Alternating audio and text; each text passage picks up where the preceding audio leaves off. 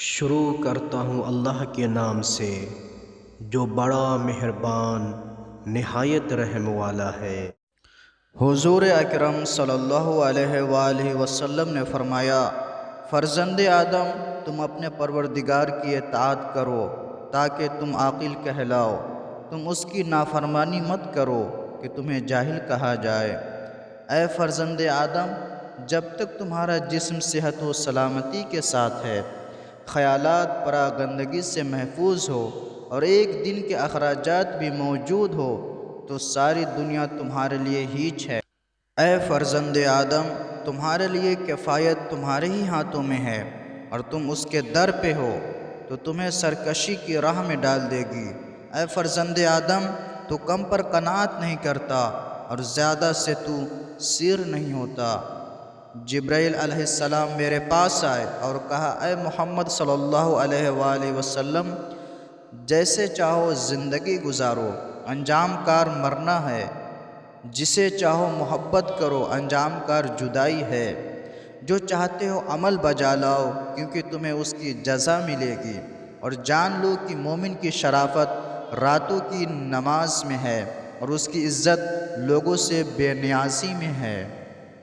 میرے پاس جبرائیل علیہ السلام آئے اور کہا کہ اپنی امت کو بشارت دو کہ جو اس حالت میں مر جائے کہ شرک نہ کرتا ہو تو وہ جنت میں داخل ہوگا۔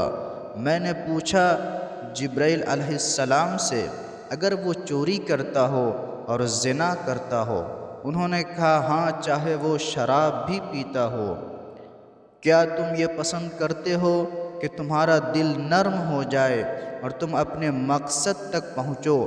تم یتیم پر مہربانی کرو، اس کے سر پہ ہاتھ پھیرو، اپنا کھانا اسے کھلا دو، تمہارا دل نرم ہوگا اور تم اپنی مراد تک پہنچو گے۔ کیا تم یہ گمان کرتے ہو کہ زیادہ وزنی پتھر اٹھانے والا طاقتور ہے؟ طاقتور وہ ہے جو اپنے شدید غصے پر قابو پائے۔ فقراء کے ساتھ دوستی کا ہاتھ بڑھاؤ کیونکہ یہ لوگ قیامت کے دن بہت بڑی دولت کے مالک ہوں گے۔ کیا تمہیں معلوم ہے کہ چغل خوری کیا ہے؟ کسی کی باتوں کو دوسرے کے سامنے کہہ کر ان کے درمیان فساد پھیلانے کی کوشش ہے۔ بے مقصد باتوں سے پرہیز کرو، اتنی باتیں کافی ہیں جو تمہارے مقصد کو پورا کریں۔